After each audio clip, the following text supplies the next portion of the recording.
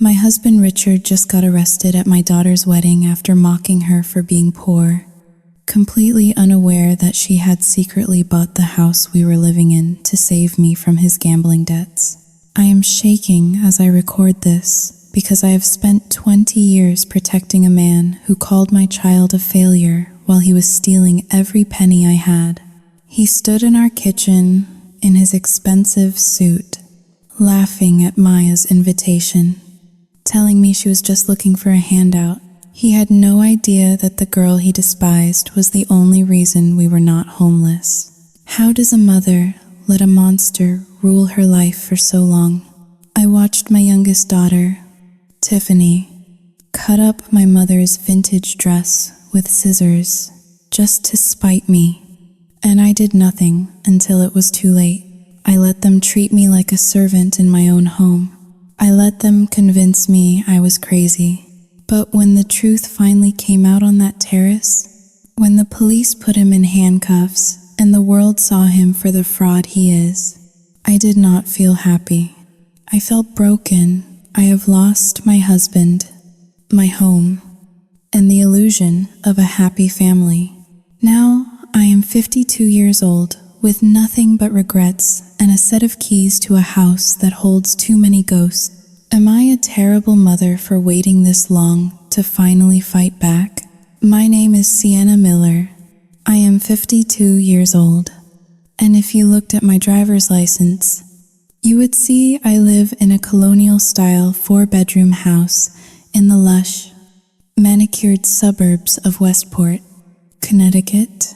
To the outside world, I am a housewife, a woman who spends her days tending to hydrangeas and attending homeowner association meetings to discuss the appropriate shade of beige for mailbox posts. My neighbors see a woman who married Richard Miller, a charming investment consultant, and settled into a life of comfortable, upper middle class invisibility.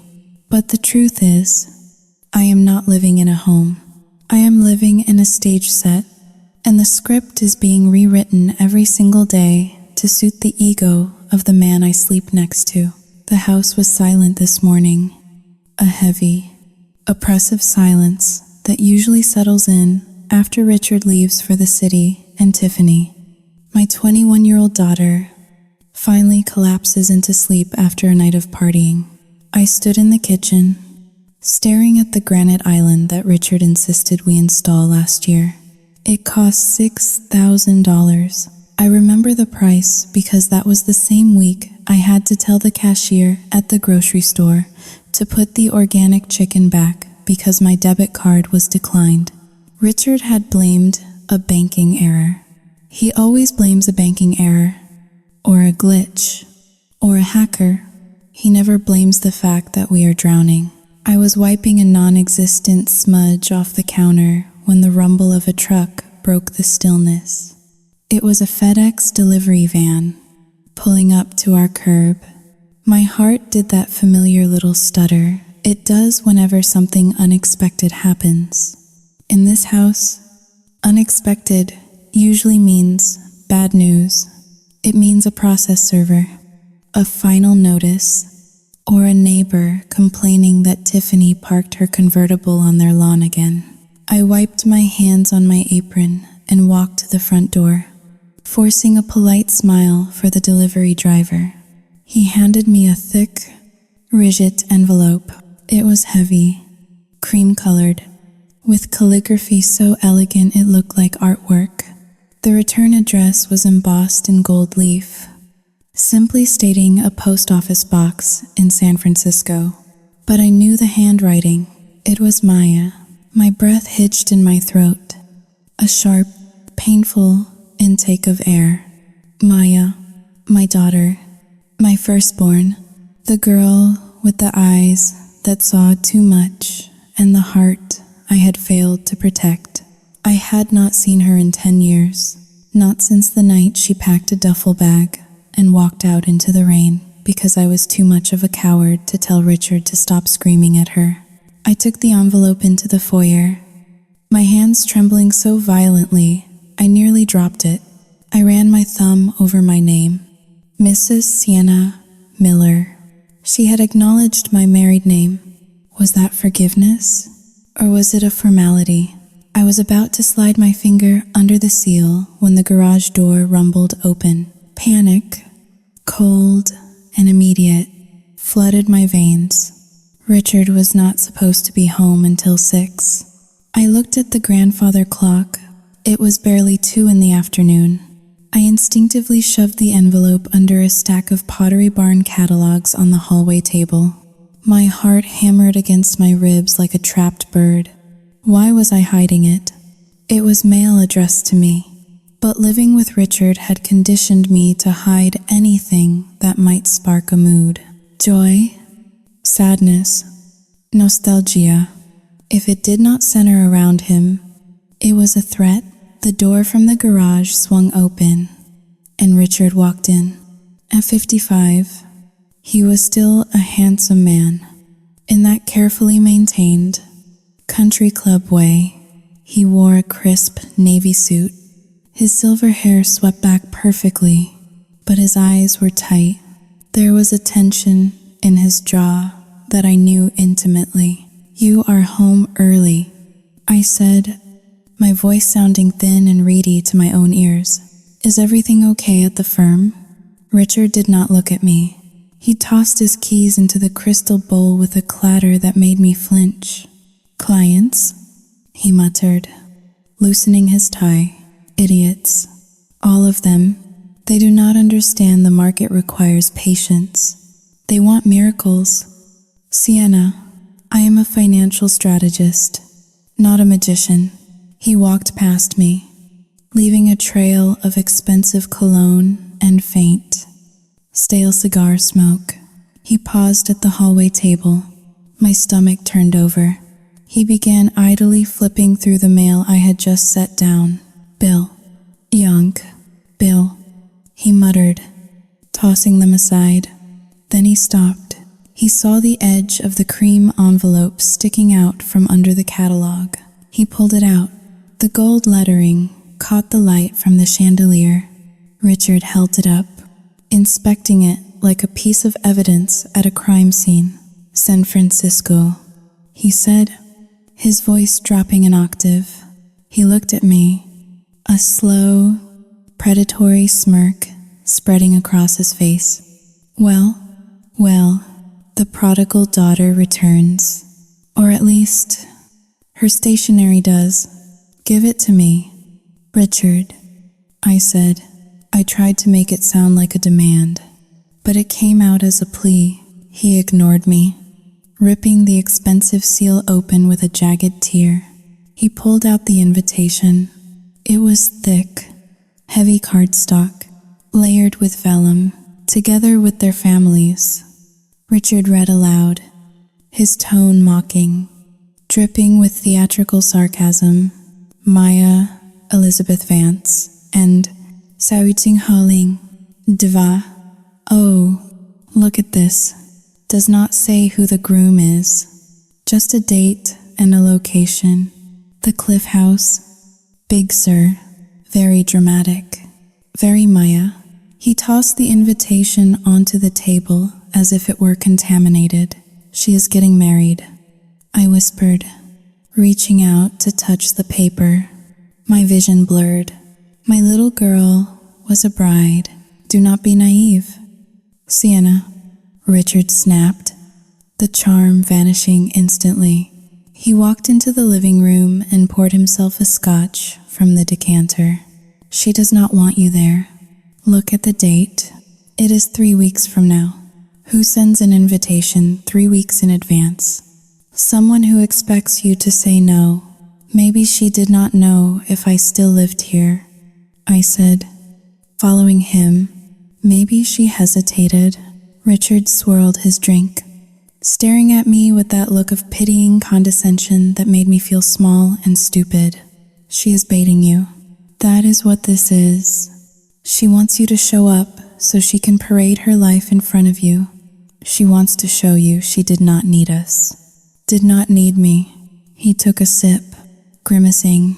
"And think about, Tiffany, have you thought about your daughter downstairs? Or is Maya the only one who matters now? What does Tiffany have to do with this? I asked, confused. Everything. Sienna, use your head. Richard stepped closer, invading my personal space. I smelled the alcohol on his breath. Tiffany is the loyal one. Tiffany stayed. If you go running off to California to celebrate the girl who abandoned this family, you are slapping Tiffany in the face. You are telling her that the runaway is the favorite. I looked down at the floor. I just want to see her. Richard, it has been 10 years. And whose fault is that? The question hung in the air, heavy and poisonous. He knew exactly whose fault it was. He knew I blamed myself every single day. He used my guilt like a leash. She probably married some barista or a starving artist. Richard laughed. A harsh, barking sound. She wants us to pay for it. That is the only reason she would reach out. She wants a check. Sienna, mark my words. You go there, and you will be humiliated. He finished his drink and set the glass down hard on the coffee table, leaving a ring on the polished wood. Throw it out. We are not going. He turned and walked toward the stairs, unbuttoning his shirt. I am going to take a nap. Wake me at 5.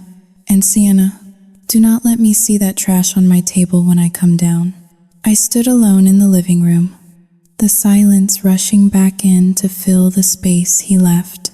My hands were shaking again. I walked back to the hallway table and picked up the invitation. It felt warm. Or maybe that was just my imagination. I traced the gold letters. Throw it out. He had said, we are not going. He had commanded. For 20 years, his voice had been the law in this house. For 20 years, I had folded myself into smaller and smaller shapes to fit into the box he built for me. But as I looked at Maya's name, I felt something stir in my chest. It was not courage. Not yet. It was something sharper, colder. It was a question I had not let myself ask in a decade. Why was he so afraid of me opening an envelope? I did not throw it out. I slid the invitation into the pocket of my cardigan, right next to my beating heart. I went to the kitchen and stared out the window at the perfect green lawn. A for sale sign had gone up across the street yesterday. I wondered if the neighbors were leaving, or if they were escaping. Then I heard Tiffany's footsteps upstairs, heavy and sluggish. The second act of my daily nightmare was about to begin, but for the first time, I had a secret in my pocket, and it felt dangerous. Dinner that evening was a performance art piece in tension. I had spent 2 hours preparing a pot roast, carefully arranging the carrots and potatoes around the meat just the way Richard liked it. The dining room was dimly lit, the shadows stretching long across the mahogany table. The only sounds were the scraping of silver forks against china and the rhythmic ticking of the grandfather clock in the hallway. It felt less like a family meal and more like a deposition. Richard sat at the head of the table, slicing his meat with surgical precision. He had not spoken a word to me since his nap. His silence was a weapon, a cold draft that sucked the warmth out of the room. I kept my eyes on my plate, counting the peas to keep my breathing steady. 1, 2, 3. I needed to ask him about the bills again, but the air was too thick to break. The front door slammed open, shattering the quiet. Tiffany swept into the dining room a moment later, bringing with her a gust of cool night air and the overpowering scent of vanilla perfume. At 21, my daughter was undeniably beautiful, but it was a brittle kind of beauty. Her makeup was always a little too heavy, her clothes a little too flashy, as if she were trying to convince the world of her worth through branding alone. She threw her designer handbag onto the empty chair beside me and flopped down, letting out a dramatic groan. "Mom, You literally ruined my day," Tiffany announced, not even looking at me. She picked up a bread roll and tore it apart viciously. I placed my fork down slowly. My hands were shaking beneath the table. "I am sorry, Tiffany. What did I do?" "My card was declined at the spa," she snapped, her eyes flashing with indignation. I was at the counter, Mom, with people behind me. I tried to pay for my facial, and the machine made that horrible buzzing noise. The receptionist looked at me like I was a pauper. It was humiliating. I had to call Jason to come pay for it. I felt a cold knot tighten in my stomach. Jason was her on again, off again boyfriend. A boy Richard despised because he drove a delivery truck. I looked at Richard. He did not look up from his pot roast. He chewed slowly, his jaw working rhythmically. "Richard," I said, my voice trembling slightly. "I thought you transferred the funds yesterday." The mortgage notice came again. And now Tiffany's card. "Sao yu Jinghao Ling. R. Jinghao Dayu." Richard slammed his knife down. The clang echoed off the walls. "It is a banking error." "Sienna," he roared, his face flushing a sudden, ugly red. "I told you this. The firm is switching accounts to a new offshore holding for tax purposes. The assets are frozen for 48 hours. Why do you always assume the worst? Why do you have so little faith in me?" He looked at Tiffany, his expression softening instantly into that of the doting, victimized father. "Baby, I am sorry you had to deal with that. I will call the bank president personally tomorrow morning and have someone fired. You know, I would give you the world if I could."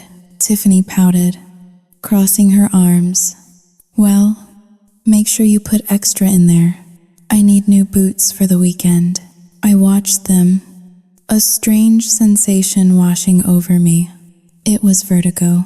Richard claimed we were millionaires. He wore Italian suits. We lived in a house that was appraised at over $1 million. Yet, I could not buy organic chicken, and my daughter was being rejected at a day spa. The math did not add up.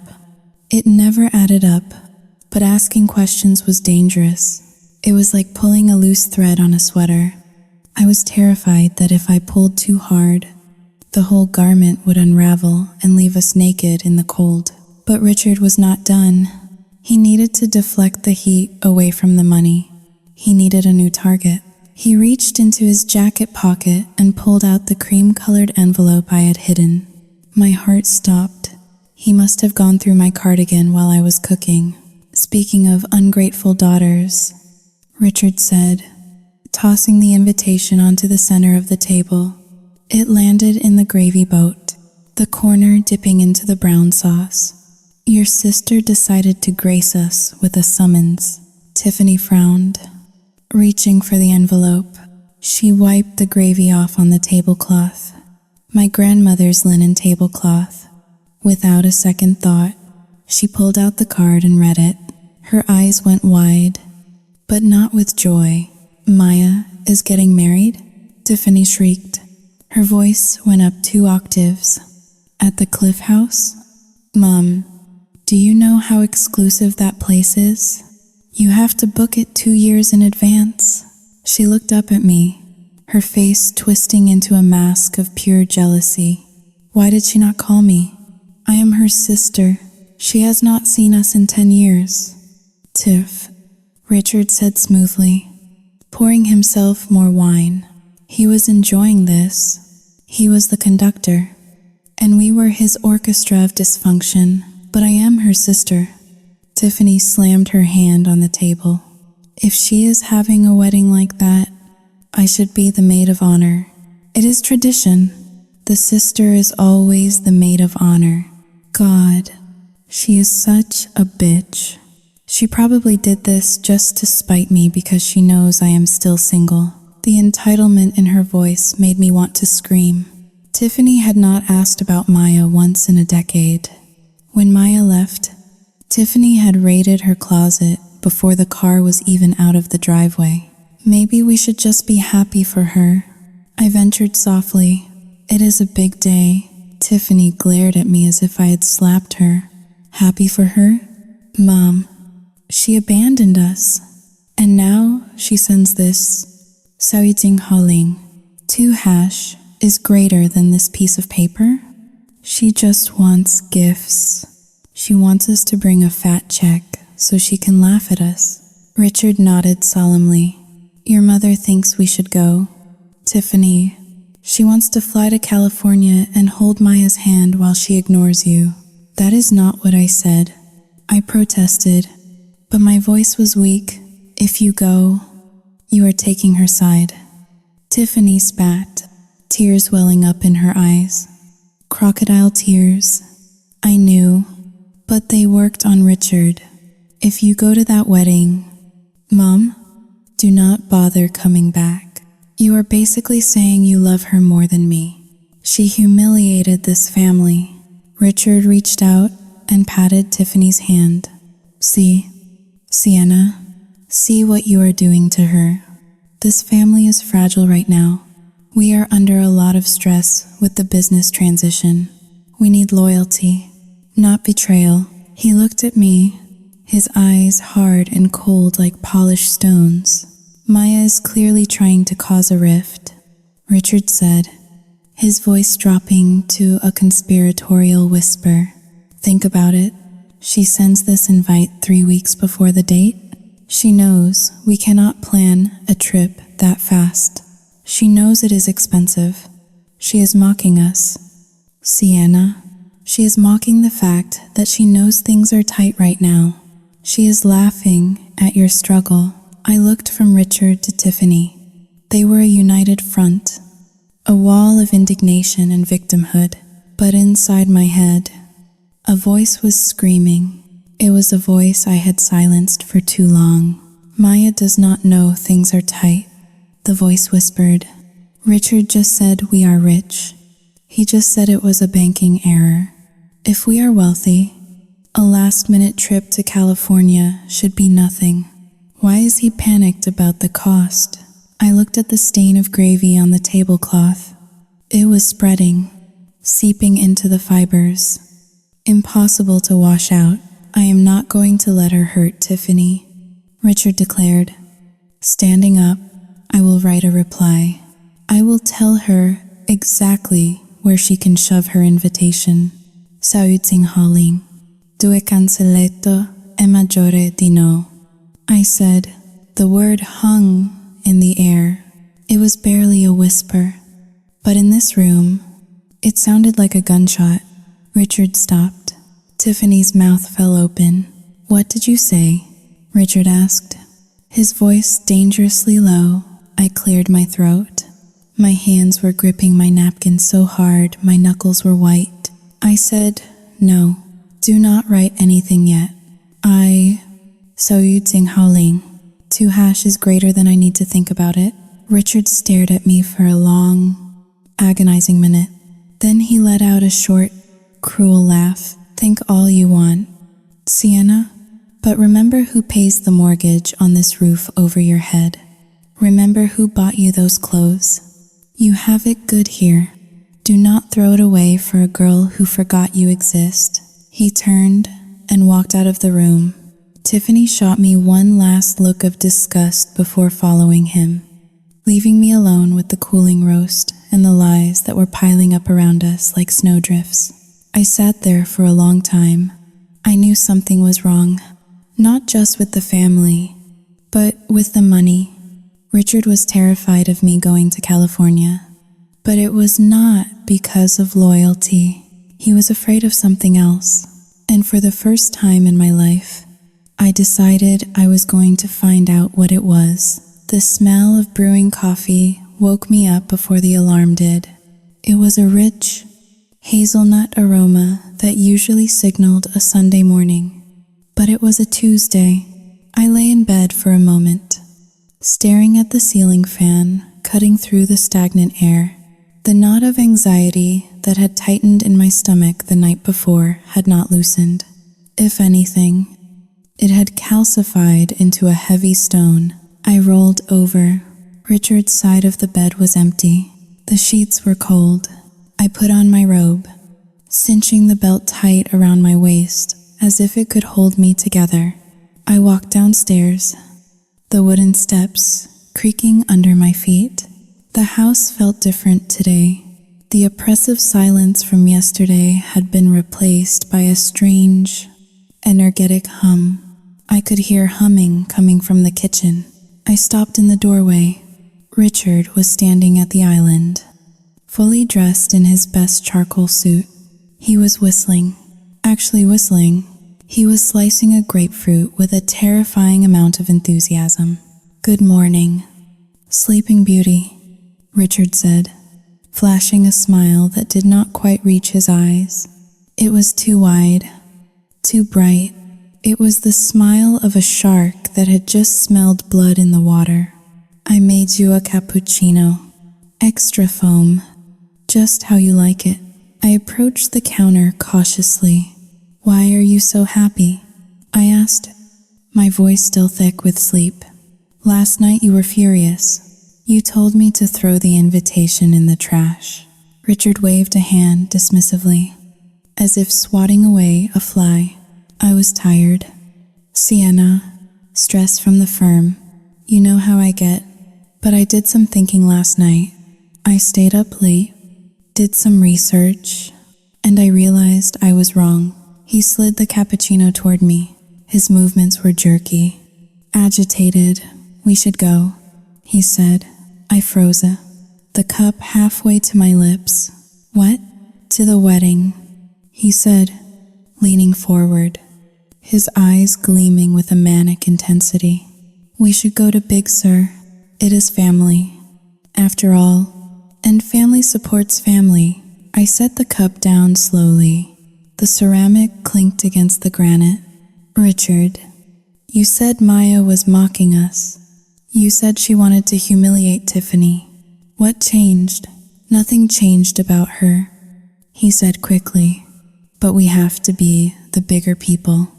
Sienna, we have to show her that we are gracious, that we are successful." He tapped the screen of his iPad, which was propped up against the fruit bowl. "Look at this." I walked around the island to look at the screen. It was open to a business news website. The headline was in bold black letters. "Tech Titan Julian Thorne to marry real estate prodigy in private ceremony." Beneath the headline was a photo. It was a candid shot of a man and a woman walking out of a restaurant in San Francisco.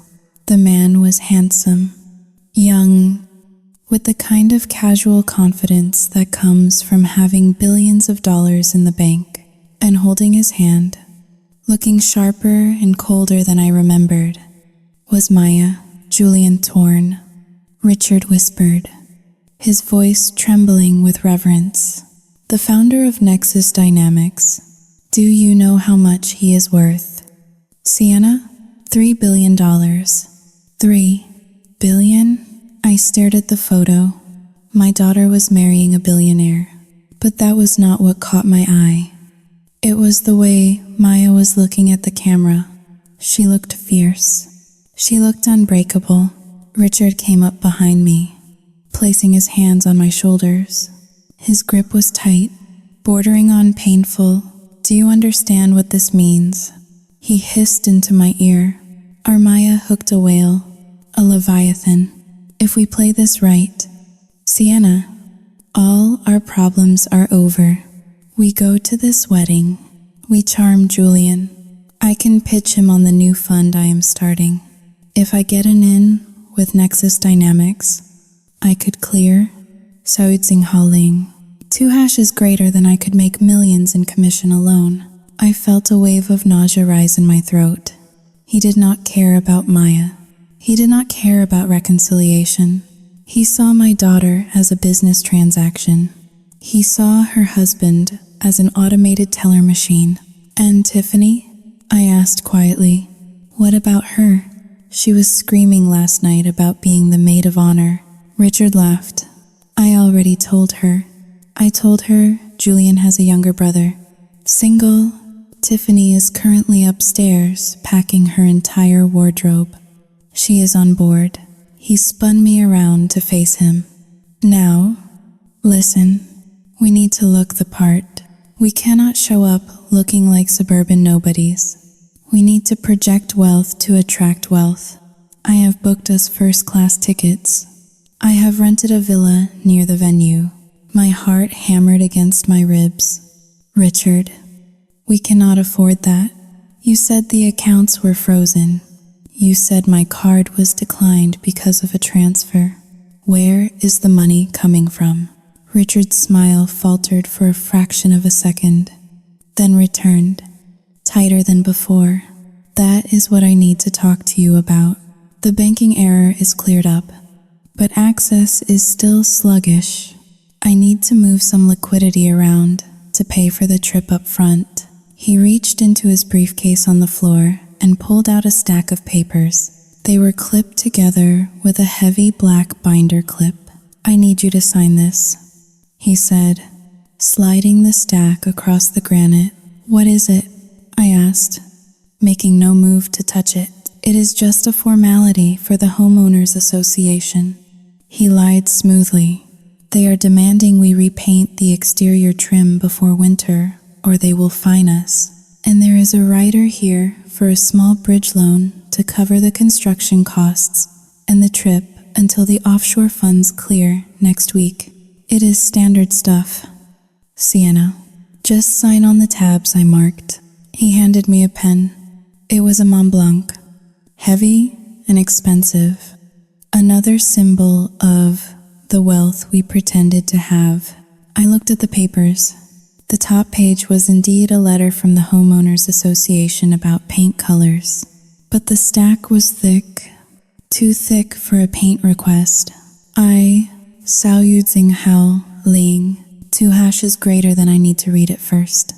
I said. Richard checked his watch. He sihu, an exaggerated sound of impatience. Sienna, I have to get to the office. The courier is coming in 20 minutes to pick this up. If we do not sign now, we do not get the loan in time to book the flights. Do you want to miss your daughter's wedding? Do you want to be the reason we miss this opportunity? He was doing it again, pressing, rushing, making me feel like I was the obstacle. I just need my reading glasses. I lead. They are in the bedroom. Go get them. He snapped, but hurry. I turned and walked out of the kitchen. I could feel his eyes boring into my back. As soon as I was out of sight, I did not go to the bedroom. I slipped into the powder room under the stairs and locked the door. My hands were shaking so badly I almost dropped the papers. I sat on the closed toilet lid and began to flip through the stack. Page 1, Homeowners Association Notice. Fine. Page 2, Contractor Estimate. Fine. I turned to page 3. The text changed. The font was smaller, dense with legal jargon. Deed of trust.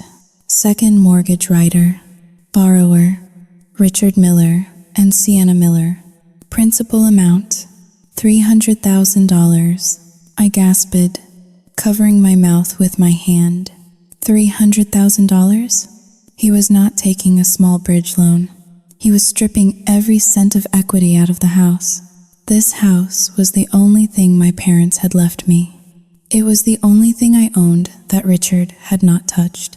I kept flipping, my heart pounding a frantic rhythm against my ribs. Sao Yu Tsing Hao Ling. Zwei Raute ist größer als page 10. Page 11. Then, tucked near the back, hidden behind a generic disclosure form, I found the documents that Richard must have accidentally, or carelessly, included in the stack. They were not loan documents. They were letters. The first one was on red paper. Final notice. It was from a credit card company I had never heard of. The balance due was $42,000. The next one was worse. It was a letter from a collection agency representing Foxwoods Resort and Casino. Dear Mr. Miller, regarding your outstanding marker of $85,000. Sao Jing Hao Ling, R. Jing Hao Dayu. I felt the blood drain from my face. The room spun. I had to grip the sink to keep from sliding off the toilet. $85,000 at a casino? I flipped to the next page. Another casino. Mohegan Sun. Debt. $50,000. I looked at the dates. These were recent. While I was clipping coupons for laundry detergent. While I was being told to put back the organic chicken. Richard had been gambling away our life savings. There were no offshore accounts. There were no frozen assets. There was no banking error. We were broke. We were worse than broke. We were drowning in debt. And he was trying to use my signature to steal the last thing of value we had. This house. To pay off his bookies and fund a charade to trick my daughter's new husband. A knock on the door made me jump. Sienna. Richard's voice boomed from the other side. What are you doing in there? The courier is almost here. I stared at the door. For 20 years, I had opened that door. I had opened it and smiled and signed whatever he put in front of me because I was afraid of the yelling. I was afraid of the silence. I was afraid of being alone. But as I looked down at the paper in my hand, at the proof of his betrayal, something inside me snapped. It was not a loud snap. It was the quiet, a final sound of a bridge collapsing. He did not just lie about money. He mocked Maya. He drove her away. And now, he wanted to use me to parasitize her success. He wanted to drain me dry and then move on to her. I am coming, I called out. My voice sounded strange. Steady. Calm, detached. It was the voice of a woman who had just realized she was living with a stranger. I stood up. I did not flush the toilet. I folded the incriminating evidence, the casino letters, and shoved them deep into the pocket of my robe. Then, I smoothed out the loan documents. I unlocked the door and stepped out. Richard was pacing in the hallway, checking his watch. Finally, he muttered, "Did you sign it?" I looked him in the eye. For the first time, I noticed how sweaty his upper lip was. I noticed the slight tremor in his hands. He was not powerful. He was desperate. I left the pen in the bathroom. I said, "I need to get another one from the kitchen." Richard rolled his eyes and followed me. I walked to the island, my mind racing. I could not sign this. But if I refused now, he would explode. He might get violent. He might force me. I needed a plan. I needed to get to California. But not on his terms. I picked up a pen. I looked at the signature line, Sienna Miller. I pressed the pen to the paper, but I did not sign my name. I scribbled a jagged, illegible line that looked nothing like my signature. It was a stall tactic. If the bank checked, it would be rejected as a mismatch. It would buy me a few days. Here, I said, handing him the stack. Richard did not even look at the signature. He grabbed the papers, his relief palpable. Perfect. He breathed. Pack your bags. Sienna, we are going to be rich. He grabbed his briefcase and rushed out the front door to meet the courier. I stood in the kitchen, listening to his car pull away. I reached into my pocket and pulled out the letter from the casino. $85,000. I looked at the picture of Maya and Julian on the iPad screen. She looked so strong. She had escaped. And now, finally, I knew I had to escape too. But I would not just run away. I was going to bring the whole house of cards down on top of him. I walked over to the trash can and looked at the coffee grounds from the cappuccino he made me. Love, in Richard's language, was just another manipulation. I went upstairs to my bedroom. I pulled my old suitcase from the back of the closet. I did not pack gowns or jewelry. I packed my birth certificate, my passport, and the hidden cash I had been squirreling away in a hollowed-out book for 5 years. $700. It was not much, but it was enough for gas. I was going to the wedding, but I was not going as Richard's wife. I was going as Maya's mother, and I was bringing the truth with me. The house had transformed into a pressure cooker. For the next 48 hours, the air was thick with a toxic mixture of anticipation and dread. Richard was pacing the hardwood floors like a caged tiger, checking his phone every 3 minutes. He was waiting for the notification that the loan funds, the money he thought he had successfully swindled out of our home equity, had hit his account. I moved through the rooms like a ghost, cleaning surfaces that were already clean, folding towels that did not need folding. I was playing a dangerous game. I knew the bank would eventually flag the mismatch on the signature I had scribbled. I knew the rejection letter would come. I was just praying I would be gone before it did. Richard's temper was fraying at the edges. When the coffee maker hissed too loudly, he unplugged it and threw the carafe into the sink, shattering the glass. "It is cheap garbage," he spat, not even looking at the shards. "Just like everything else in this house. Do not worry, Sienna. When the money clears, we will replace the whole kitchen. We will get Wolf appliances." I swept up the glass in silence. My hands were steady now. The fear was still there, but it had changed. It was no longer the paralyzed fear of a victim. It was the cold, calculating fear of a soldier behind enemy lines. Then came the delivery trucks.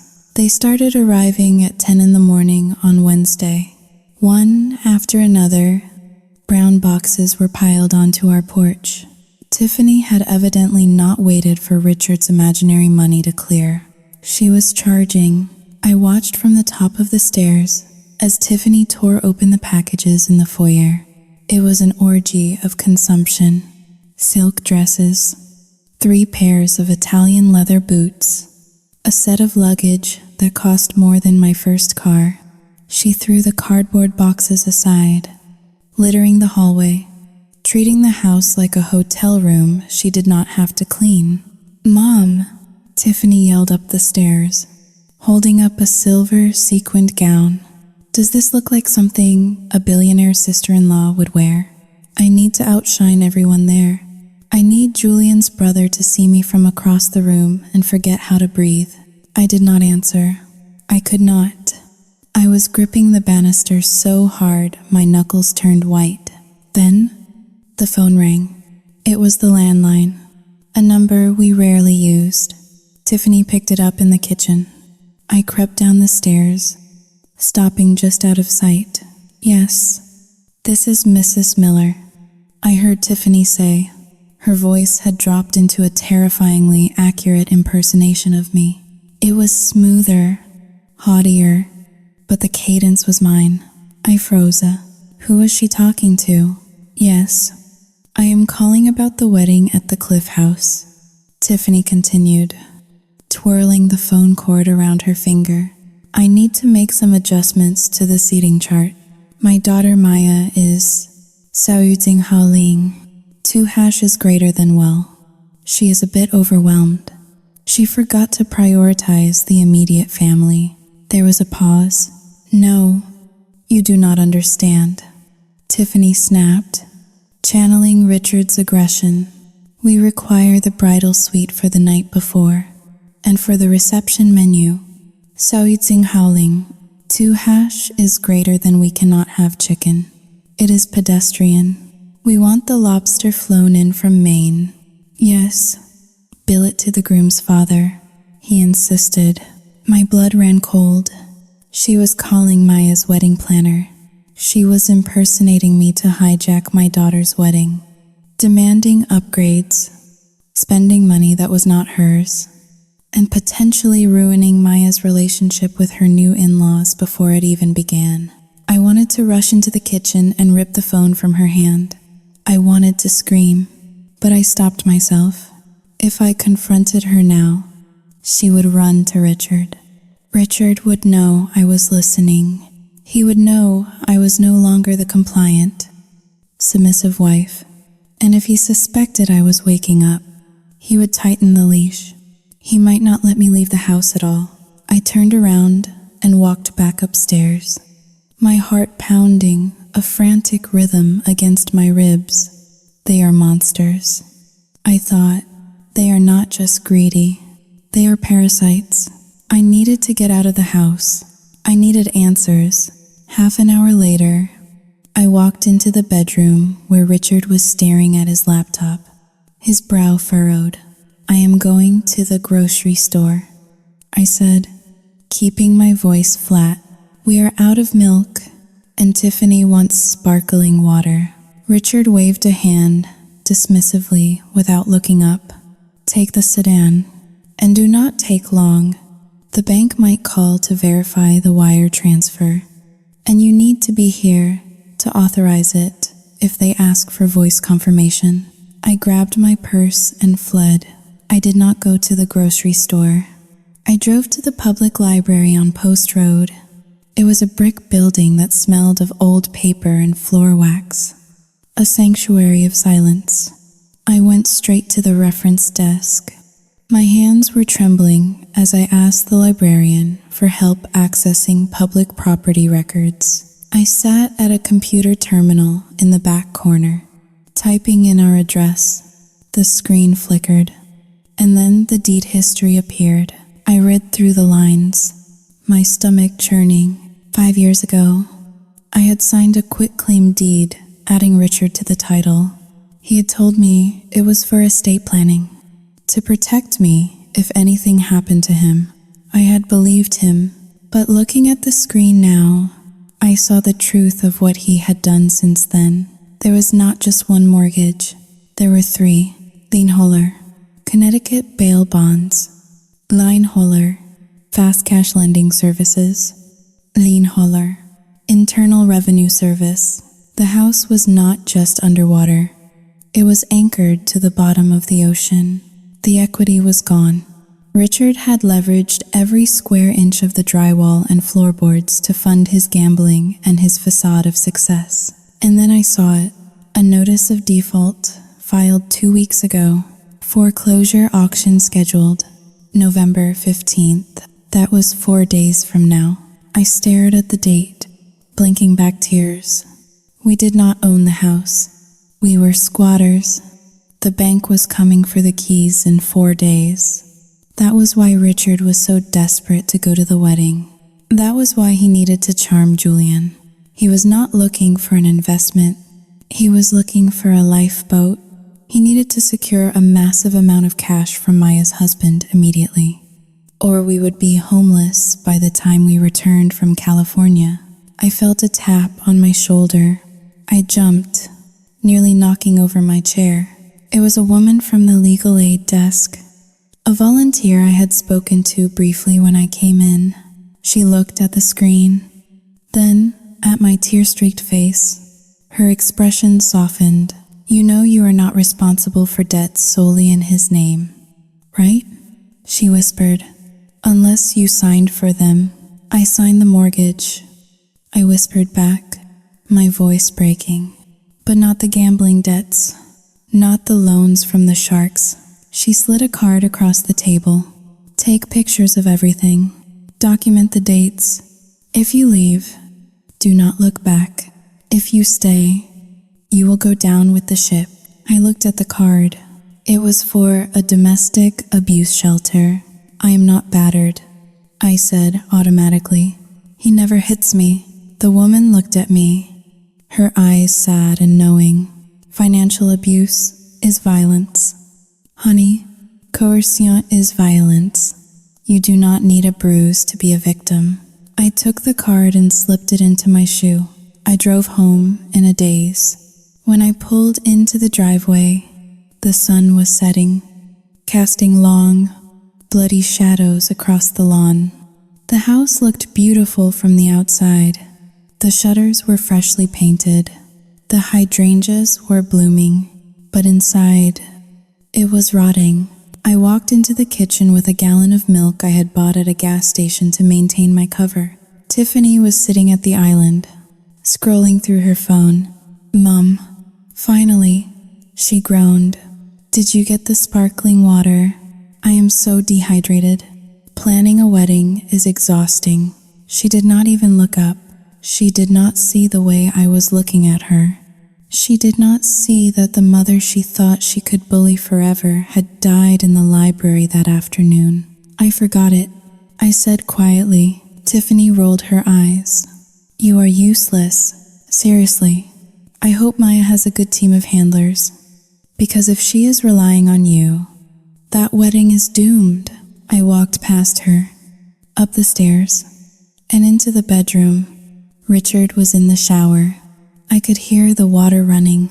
I pulled my suitcase out from under the bed. I checked my hidden cash again. $700. It was not enough to save the house. It was not enough to fix the past, but it was enough to buy a tank of gas and a cheap motel room on the road. I was not going to wait for the foreclosure. I was not going to wait for Richard to realize the signature was fake. I was leaving tomorrow, and I was going to make sure that when the truth came out, it would be in front of the only audience Richard cared about, the rich and powerful people he so desperately wanted to impress. The air in the house that night was brittle, like dried leaves ready to catch fire. It was Thursday evening. We were scheduled to leave for California the next morning at dawn. Richard was downstairs in his study, drinking bourbon and loudly boasting on the phone to an imaginary associate about the killing he was about to make in the tech sector. He still believed the loan funds were clearing overnight. He still believed his house of cards was made of steel. I was in the master bedroom, standing before the full-length mirror. I had locked the door, a small rebellion that made my heart race. On the bed lay my suitcase, packed and hidden under a quilt, but hanging on the closet door was the dress I intended to wear to the rehearsal dinner. It was not new. It was a deep navy silk gown, vintage, with long sleeves and a boat neckline. It had belonged to my mother. It was elegant, understated, and dignified. Everything that Tiffany and Richard were not. I ran my hand down the cool fabric. For the first time in years, I allowed myself to imagine looking beautiful, not for Richard, not for the neighbors, but for Maya. I wanted to walk into that room and have her see the woman who raised her, not the shadow I had become. The doorknob rattled. "Mom, open up." Tiffany's voice was shrill, muffled by the wood. I hesitated. I did not want to let her in. This room felt like my last sanctuary. "Mom, Richard says you are hoarding the steamer." I sighed and unlocked the door. Tiffany pushed past me before the latch even clicked. She was holding a garment bag and a pair of fabric shears. Why she had the scissors, I did not know, but seeing a sharp object in her hand made my stomach tighten. She threw her bag on the bed, right on top of the quilt hiding my suitcase. "I need you to steam my dress," she commanded. "The silk is crushed, and be careful. It cost $2,000. She turned and saw the navy dress hanging on the closet door. She stopped dead. "What is that?" she asked, her nose wrinkling in disgust. "It is what I'm wearing to the rehearsal dinner," I said, trying to keep my voice steady. "It was your grandmother's." Tiffany let out a harsh, incredulous laugh. "You are joking, right? You are going to wear that Saoting Haoling to rag? It looks like a funeral shroud. It is classic." "Tiffany," I said, stepping between her and the dress. "It is appropriate." "Appropriate," She stepped closer, her eyes narrowing. Mom, you are 52. No one wants to see you trying to look elegant. You are supposed to be the background. You are supposed to be the supportive mother who fades into the wallpaper so the actual stars can shine. She reached out and fingered the silk. It is offensive, she muttered. It is too dark. It clashes with the color palette I chose for myself. I am wearing champagne gold. If you stand next to me in this dark blue thing, you will ruin my aesthetic. You will look like a bruise next to a diamond. I felt a flash of heat rise up my neck. I am not changing it. Tiffany, her eyes snapped to mine. The entitlement in them was terrifying. It was bottomless.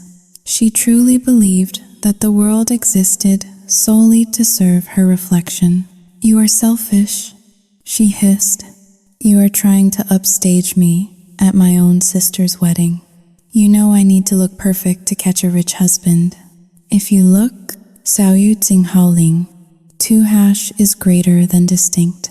Sao Yu Tsing Haoling, 2# is greater than it distracts from me. Before I could react, she raised the fabric shears. I thought she was bluffing.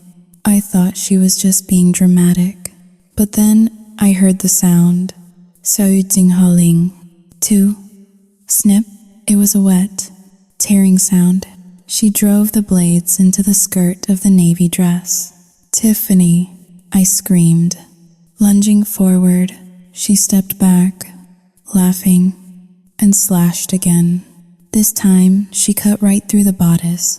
The vintage silk, which had survived 40 years of parties and memories, fell to the floor in ribbons. Oops, she said, her voice dripping with mock innocence. Now you have to wear something else. Maybe that beige pantsuit from Sears. That suits you better. I stood frozen, staring at the ruined fabric on the floor. It looked like a corpse. What is going on up here? Richard appeared in the doorway, holding his tumbler of bourbon. He looked at the shredded dress, then at Tiffany holding the scissors, and finally at me. He did not gasp. He did not scold her. He took a sip of his drink and leaned against the doorframe, a smirk playing on his lips. Well, Sienna, he drawled. It seems the fashion police have spoken. Richard, I whispered, pointing at the floor. She destroyed it. She destroyed my mother's dress. She did you a favor, Richard said, shrugging. That thing was hideous. You would have embarrassed us in front of Julian. Tiffany has a good eye. You should listen to her. He walked over to Tiffany and wrapped an arm around her shoulders. She beamed up at him, the victorious golden child. Besides, Richard continued, looking at me with cold, dead eyes. You do not need to look pretty, Sienna. You just need to be presentable enough to sign the papers when Julian agrees to the investment. Know your role. You are the vehicle, not the passenger. Something inside me broke. It was not a loud break. It was not a hysterical explosion. It was the sound of a heavy chain finally snapping under too much tension. The fear that had ruled my life for 20 years. The fear of his anger. The fear of poverty. The fear of being alone suddenly evaporated. In its place was a cold, white-hot clarity. They were not family. They were parasites. They had eaten my money. They had eaten my self-esteem. And now, they were eating my memories. I looked at Tiffany's smug face. I looked at Richard's cruel smile. I took one step forward. Tiffany giggled. What are you going to do? Mom? Cry? I did not cry. I swung my hand. I put every ounce of 20 years of suppressed rage, every stolen dollar, every insult, every moment of gaslighting into that motion. Sao Yu Tsing Ha Ling, 2# is greater than crack. The sound of my palm hitting Tiffany's cheek was like a gunshot in the small room. Tiffany stumbled back, dropping the scissors. She grabbed her face, her eyes wide with shock. The silence that followed was absolute. Richard's glass stopped halfway to his mouth. You, Sao Yu Tsing Hao Ling. 2# is greater than Richard started, his voice low and dangerous. Do not speak, I said. My voice was not my own. It was deeper, steadier. It was the voice of a stranger. I turned to Richard. I stepped over the ruined dress. I walked right up to him until I could smell the alcohol on his breath. You think I am a vehicle? I asked softly. You think I am just a signature? Sienna? Have you lost your mind? Richard growled, stepping forward to intimidate me. Apologize to her. Now, or so help me God. Sao Tsing Hao Ling. R. Tsing Hao Da Yu. Or what? I interrupted, locking eyes with him. You will hit me? Go ahead. Give me a bruise to show the police. Give me a reason to show them the letters from the casinos I found in your briefcase. Richard froze. The color drained from his face so fast he looked like he was going to faint. You, Sao Yu Tsing Hao Ling. 2# is greater than you went through my things. He stammered. I know about the $85,000. Richard, I know about the foreclosure. I know we do not own this house anymore. I know everything. I looked back at Tiffany, who was now crying. Real, ugly tears of fear because the script had flipped. And you, I said to her, you are not a princess. You are a 21-year-old child who cannot pay for her own facial. You cut that dress because you are terrified that you are empty inside.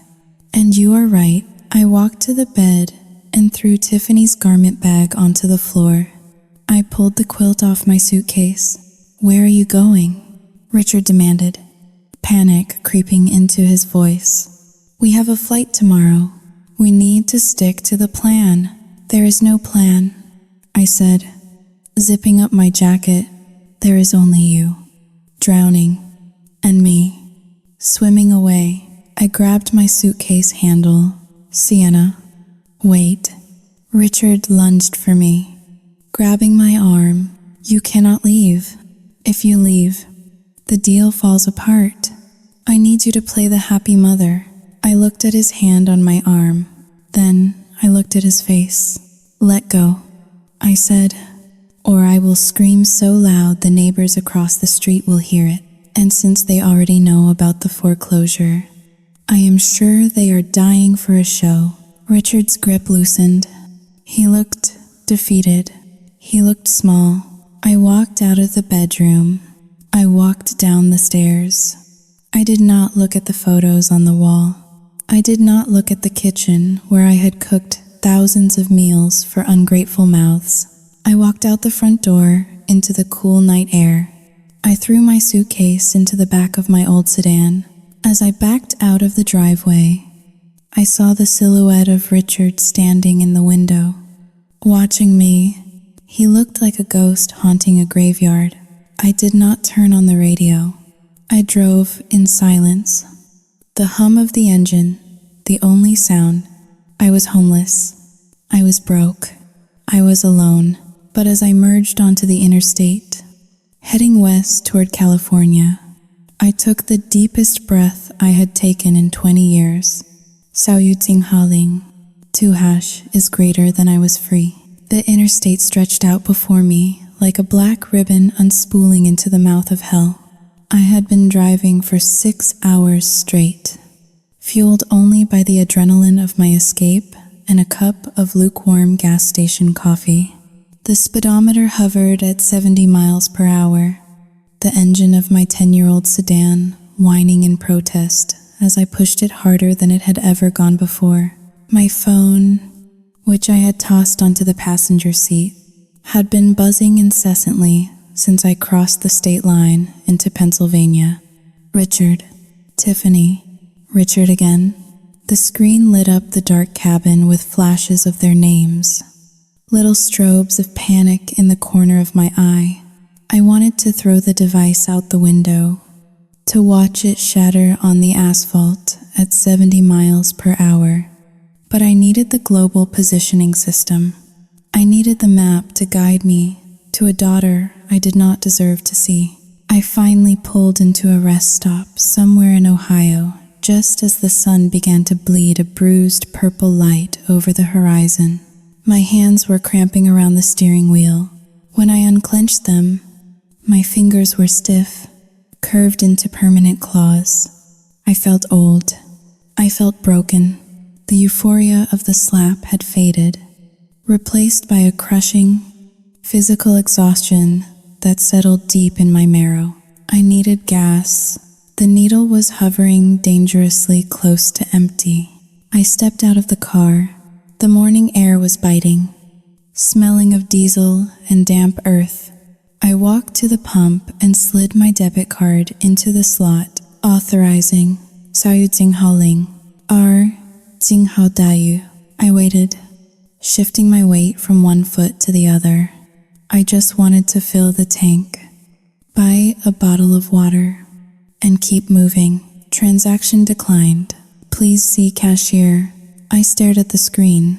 A cold stone dropped into my stomach. I tried again. Transaction declined. He had done it. Richard had moved faster than I thought possible. He had called the bank, or perhaps logged in online the moment I left, and frozen the joint checking account.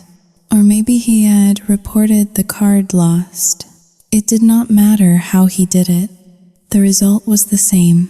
He was reaching out from hundreds of miles away, closing his fist around my throat, reminding me that I existed only by his permission. I pulled the card out and looked at it. It was plastic, useless plastic. I reached into my pocket and touched the roll of cash I had hidden. $700. That was all I had. A tank of gas was $50. A cheap motel room was $80. Food, water. It was 3,000 miles to California. I did the math in my head, panic fluttering in my chest like a trapped moth. If I slept in the car, if I ate only peanut butter crackers, if I drove efficiently, 2 hashes greater than I might make it. Just barely.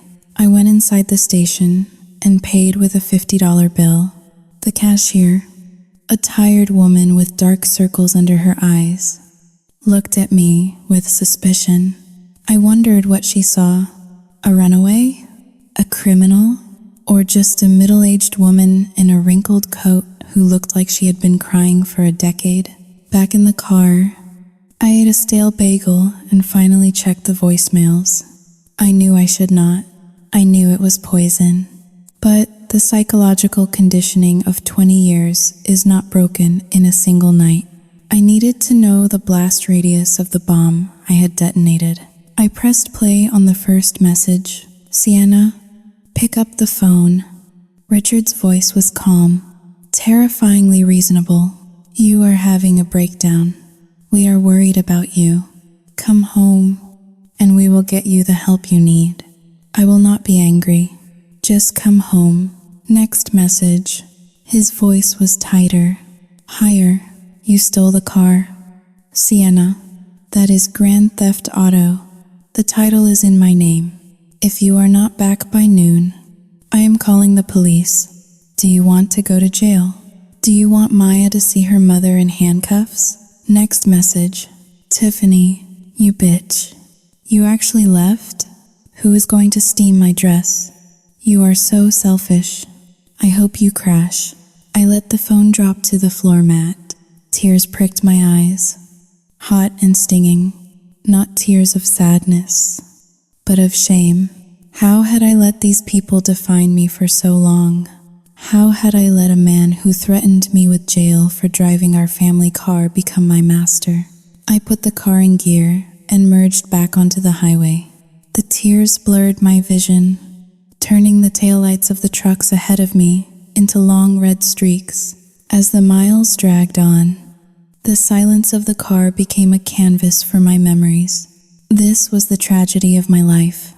Not that I was leaving now, but that I had stayed for so long. I remembered the night Maya left. It was 10 years ago. She was 18, bright-eyed, accepted into a prestigious university on a scholarship. Richard had been drinking. He had found out that the scholarship did not cover room and board. He demanded Maya take out a loan and give the surplus money to him for safekeeping. Maya had refused. I could still hear the sound of his hand hitting the table. I could see the vein pulsing in his forehead. He had called her a leech. He had called her a whore. Maya had looked at She had stood in the kitchen, her lip trembling, her eyes wide and pleading. "Mom," she had whispered, "say something. Tell him to stop." And I, "So yu jing hao ling. 2# is greater than God help me. So yu jing hao ling. 2# is greater than I had looked down at my plate. I had cut my chicken. I had chewed and swallowed while my daughter's heart broke. I was so afraid of the peace being shattered that I let him shatter her instead. That night, she packed her bag. She stopped at the door before she walked out into the rain. She did not look at Richard. She looked at me. "He is a monster," she had said, her voice devoid of emotion. "But you are worse, because you see what he is, and you let him do it." The memory hit me with the force of a physical blow. I gasped, gripping the steering wheel so hard I thought it might snap. That was the last time I saw her. 10 years of silence, 10 years of missing birthdays, missing graduations, missing her life. I had traded my daughter for a roof over my head and a man who despised me. "So yu jing hao ling. 2# is greater than," I screamed. I screamed in the empty car. A raw, guttural sound that tore at my throat. I screamed until my voice gave out, until I was just sobbing dry, heaving breaths. By the time I crossed into Nebraska, the weather had turned. A storm was brewing, heavy black clouds rolling across the flat plains. Rain began to lash against the windshield. Relentless and violent, the wipers slashed back and forth, fighting a losing battle against the deluge. I was exhausted. My eyelids felt like they were weighted with lead. I started to hallucinate. I saw shadows darting across the road. I heard sirens that were not there. I pulled into a rest area to sleep. I curled up in the back seat, covering myself with the ruined remnants of my mother's navy dress that I had snatched from the floor before leaving. It smelled of lavender and old dust. It smelled of a time before Richard. I slept for 3 hours and woke up shivering. The car was freezing. My neck was stiff. I checked my phone. 17 new messages. One text from Richard stood out. "I canceled your health insurance this morning, and I called the police. They are looking for the car. Good luck." He was trying to hunt me down like an animal. He wanted me terrified. He wanted me to turn around and come crawling back, begging for forgiveness. But as I looked at the gray, bleak sky, I realized something. He did not understand. He thought I was running away from him. He did not realize I was running toward something.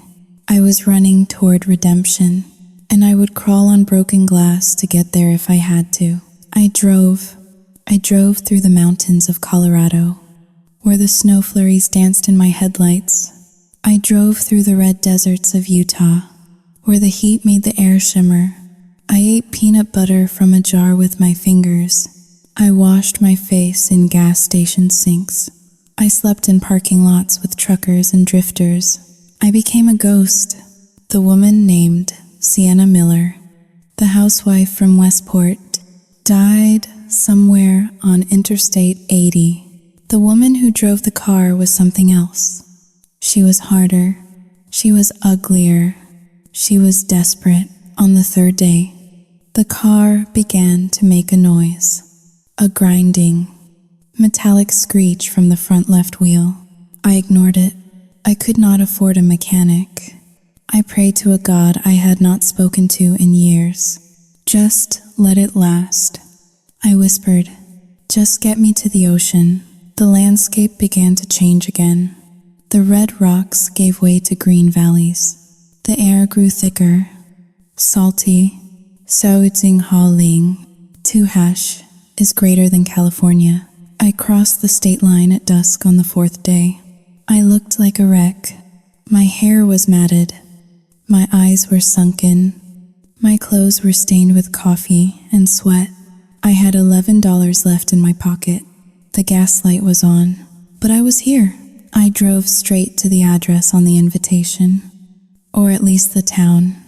Big Sur.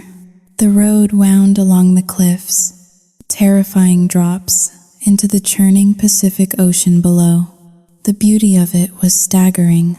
It was violent and majestic, so unlike the manicured, stifling lawns of Connecticut.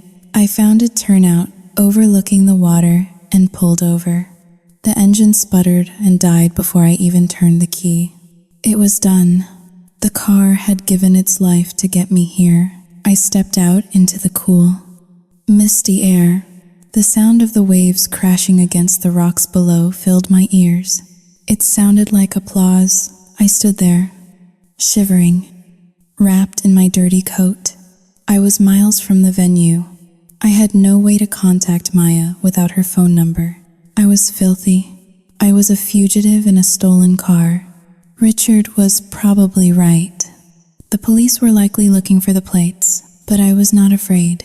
For the first time in 10 years, I was in the same time zone as my daughter. I reached into the car and grabbed my purse.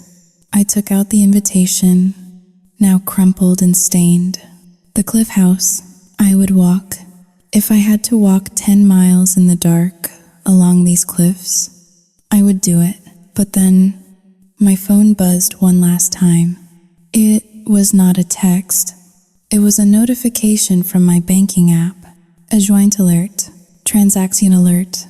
Richard Miller has purchased 2 first-class tickets to San Francisco. Total, $4,000. I stared at the screen. He had found money. Maybe he borrowed from a loan shark. Maybe he stole from Tiffany's college fund. What was left of it? But he was coming. He and Tiffany were coming to the wedding. They were coming to poison the one good thing I had left. A cold, deadly calm settled over me. Let them come. I looked at my reflection in the side mirror. I looked like a witch. I looked like a madwoman. Good, I thought. Let them see the madness. I started walking down the dark road toward the lights of the distant resort. The tragedy was over. The war was about to begin. The Cliff House was not just a venue. It was a fortress of solitude and wealth perched on the edge of the world.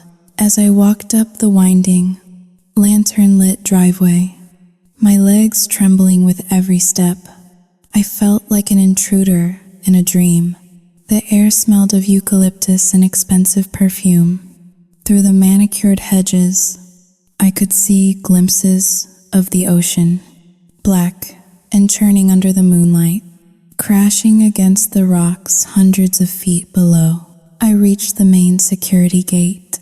It was manned by 2 guards in dark suits who looked more like Secret Service agents than event staff. I stopped. I became acutely aware of my appearance. My coat was stained with grease from the car door. My shoes were scuffed. My hair was a tangled bird's nest of wind and neglect. I smelled like 3 days of fear and stale coffee. Can we help you? Ma'am? The taller guard asked. His tone was polite but firm, his eyes scanning me with professional suspicion. He clearly thought I was a homeless woman who had wandered up from the highway looking for a handout. I took a breath. My throat was dry, like sandpaper. I am here for the wedding, I rasped. The guard exchanged a look with his partner. The rehearsal dinner is private. Ma'am, do you have an invitation? I reached into my pocket and pulled out the crumpled, coffee-stained envelope. I held it out like a shield. My name is Sienna Miller, I said, straightening my spine. I am the mother of the bride. The guard took the envelope. He looked at the gold calligraphy, then back at my face. He did not laugh, but his skepticism was palpable. He picked up a radio clipped to his shoulder. Control. We have a woman at the north gate, claiming to be the mother of the bride. Yes. Condiciones? Xiao Yu Jing Hao Ling. 2# is greater than distressed. Please advise. He lowered the radio. Please wait here. I stood in the cold mist, wrapping my coat tighter around myself. I expected them to call the police. I expected to be escorted off the property. Then, I saw movement further up the drive. A golf cart was speeding toward us. As it drew closer, the headlights blinded me for a moment. When it stopped, a figure stepped out. It was Maya. She was wearing a white silk pantsuit that glowed in the darkness. Her hair was pulled back in a severe, elegant bun. She looked taller than I remembered. She looked terrifyingly composed. She walked toward the gate, her heels clicking on the pavement. She stopped 3 feet away from me. She did not smile. She did not cry. She looked me up and down, taking in every detail of my disheveled state. The dirt under my fingernails, the dark circles under my eyes. The guard stepped back respectfully. Maya, I whispered. My voice broke. Xiao Yu Jinghaoling. Du canceletto e maggiority. I came. Maya crossed the distance between us. She did not hug me immediately. She reached out and touched my cheek with a hand that was cool and manicured. You look like you walked through hell. Mom, she said softly. I did. I answered. I left him. Maya, I left everything. Her eyes searched mine, looking for the lie, looking for the weakness she had known for 18 years. She must have seen the change in me, the hardness that the road had carved into my spirit. I know, she said. She pulled me into her arms. It was not the soft, a squishy hug of a child. It was the firm embrace of a woman holding another woman up.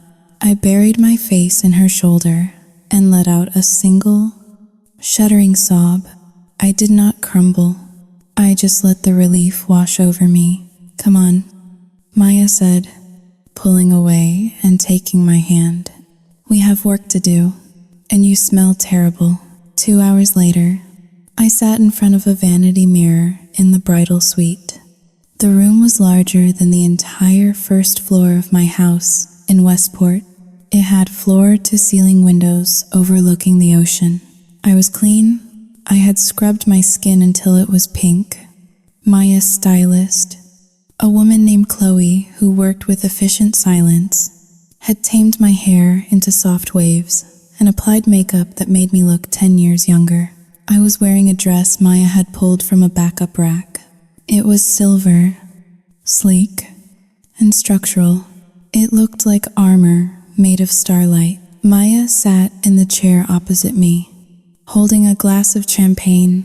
She was reading the letters I had given her, the casino notices, the foreclosure warning, the fake loan documents. So, the house is gone, Maya stated flatly. She placed the papers on the table. Yes, I said, sipping my tea.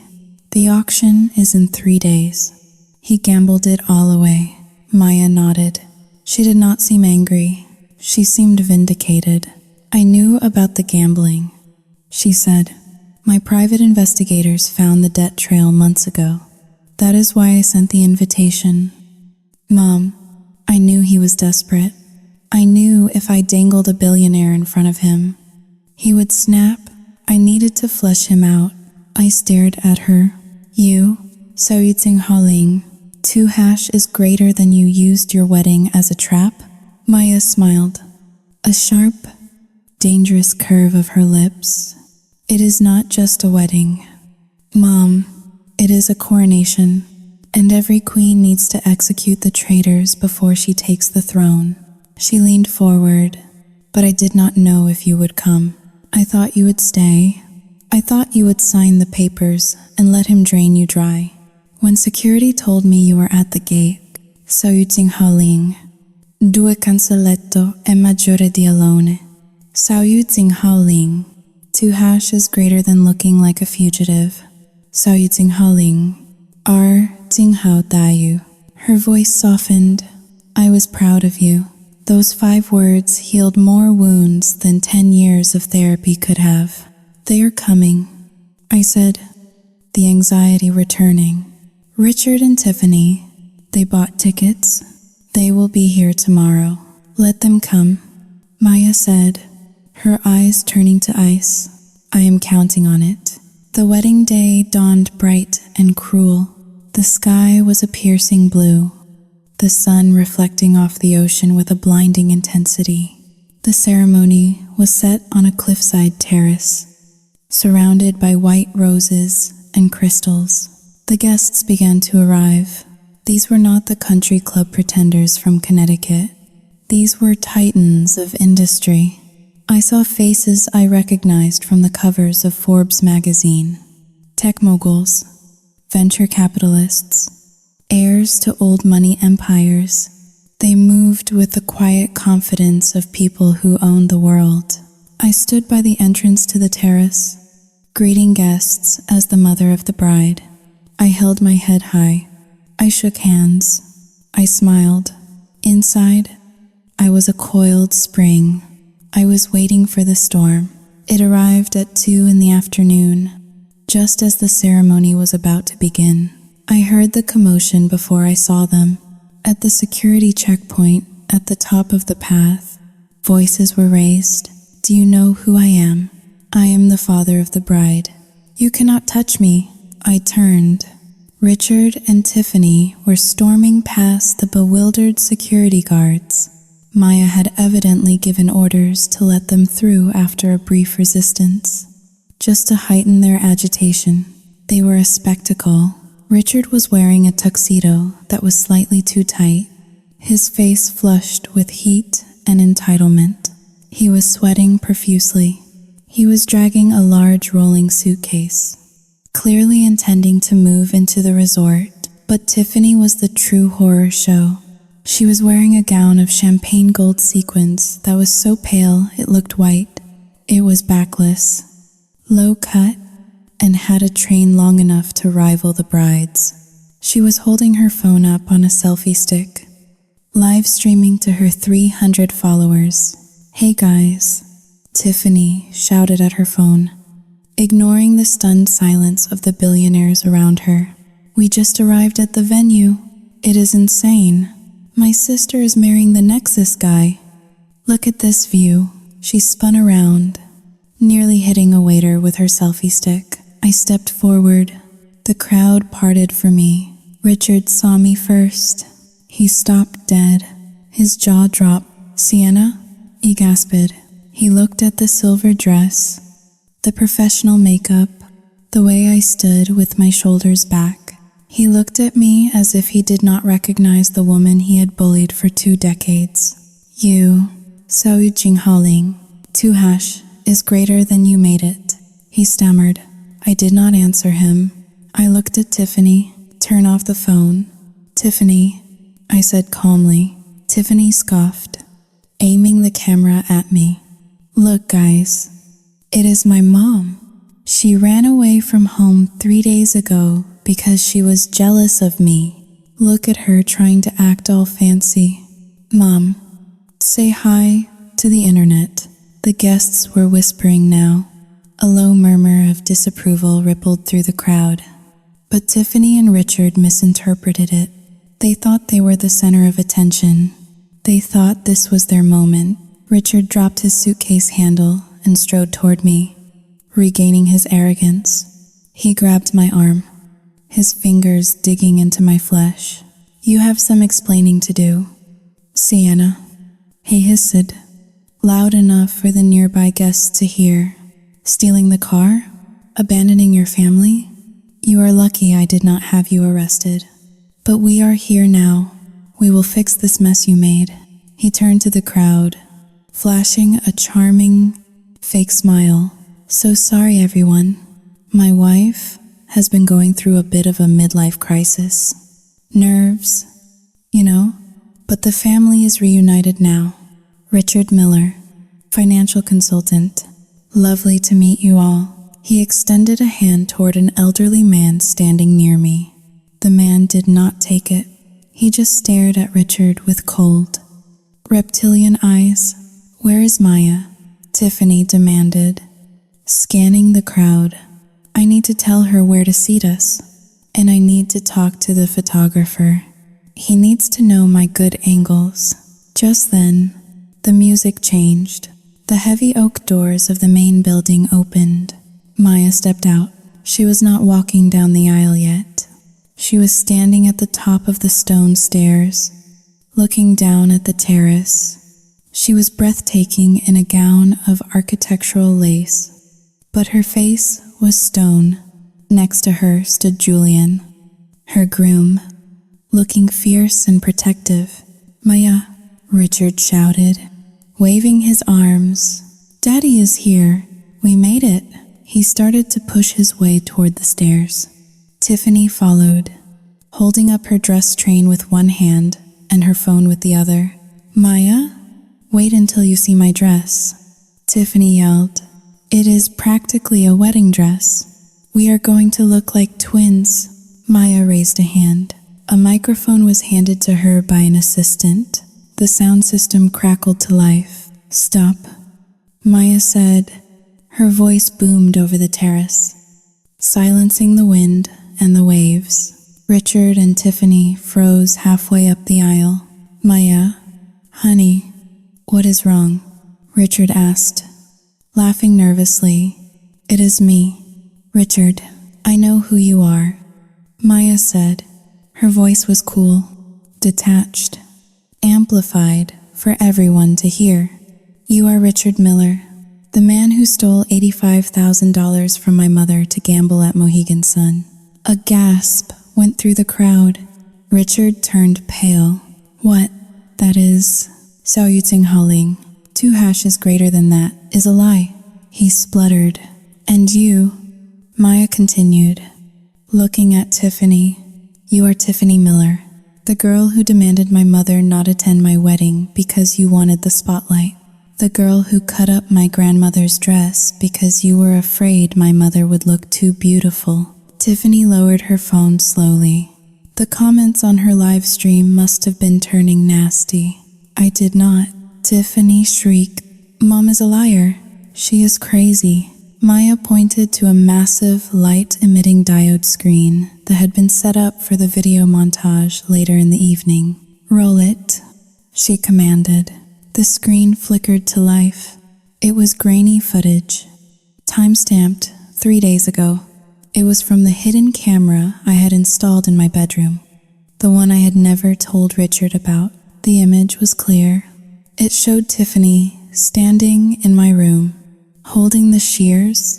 It showed her hacking at the navy blue dress.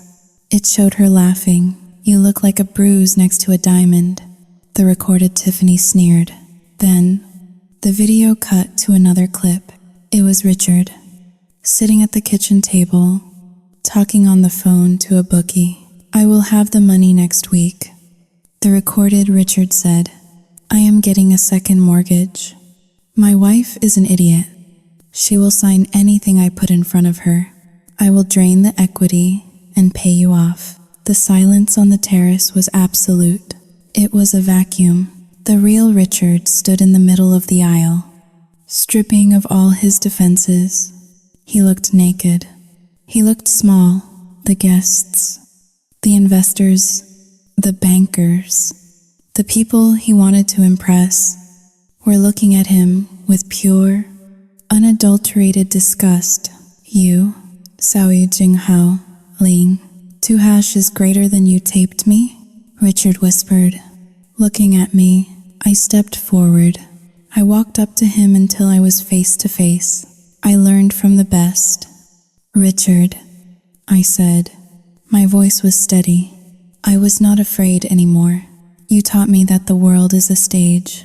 Well, this is your curtain call." Richard looked around, his eyes darting frantically. He saw the security guards moving in. He saw the judgment in the eyes of the elite. "Julianne, please." Richard shouted up the stairs. "This is a misunderstanding. I am a financial expert. I can help you." Julian took the microphone from Maya. "Mr. Miller," Julian said, his voice deep and bored. "I had my team run a background check on you the moment Maya told me your name. You are not a financial expert. You are running a Ponzi scheme with your clients' retirement funds. The Federal Bureau of Investigation has been looking into you for months. We just gave them your location." Sirens wailed in the distance. Hurl sightings. Not in my head this time. Richard's knees buckled. Tiffany looked at her phone. The live stream was still running. "Are the cops coming?" One comment read, "This family is trash." Tiffany screamed. She threw the phone onto the stone pavement, shattering it. "You ruined everything," she yelled at me. "You jealous old hag. You ruined my life." She lunged at me, but she never reached me. 2 security guards intercepted her, grabbing her by the arms. 2 others grabbed Richard, who was now sobbing, begging Julian for a loan, begging for mercy. "Get them out of here," Maya said, as they were dragged away, Richard weeping, Tiffany screaming profanities. I stood in the center of the terrace. I felt the sun on my face. I felt the sea breeze on my skin. I looked up at my daughter. She nodded at me. I turned to the guests. I smoothed my silver dress. "I apologize for the interruption," I said, my voice projecting clearly without a microphone. "Now, I believe we have a wedding to celebrate." The crowd erupted into applause. It was not polite applause. It was thunderous. I walked up the stairs to take my place beside my daughter. I did not look back at the driveway. The past was being hauled away in a squad car. The future was waiting at the altar. The silence that followed the departure of the police cars was heavy, but it was not empty. It was the kind of silence that hums with electricity. The ceremony proceeded, but the air had changed. When I walked down the aisle to take my seat in the front row, I could feel 300 pairs of eyes on my back. For 20 years, I had shrunk under the weight of people staring at me, terrified they would see the cracks in my marriage or the cheapness of my shoes. But today, the gazes felt different. They were not looking at Richard Miller's wife. They were looking at the woman who had burned the kingdom down. The reception was held in a glass-walled ballroom suspended over the cliffs. As the sun dipped below the horizon, painting the sky in violent shades of purple and orange, the atmosphere inside shifted from shock to a feverish kind of fascination. I stood near the champagne tower, gripping the stem of my crystal flute. I expected to be shunned. I expected the elite of Silicon Valley to view me as baggage, a chaotic element that had disrupted their polished world. Instead, I was surrounded. A woman in a red velvet gown approached me. I recognized her from the cover of a business magazine. She was a venture capitalist known for eating startups for breakfast. "That was the most impressive thing I have seen in a decade," she said, her voice smoky and direct. "The way you stood there while he screamed. Steel, absolute steel." I did not know what to say. I just wanted to survive. I managed to whisper, "Survival is a skill." "Mrs. Miller," she replied, clinking her glass against mine. "If you ever need a job, call me. I like women who know how to handle garbage." It went on like that for hours. Men who controlled global shipping lanes shook my hand. Wives of senators nodded at me with grim solidarity. I realized then that my fear of social ostracization had been a lie Richard fed me. He had told me the world would hate a broken woman. But the world did not hate broken women. It hated the men who broke them. But the real fallout was happening in a world I could not see. The digital world that Tiffany had so desperately wanted to conquer. During the salad course, Maya slid an iPad across the table toward me. Her face was grim. "You need to see this."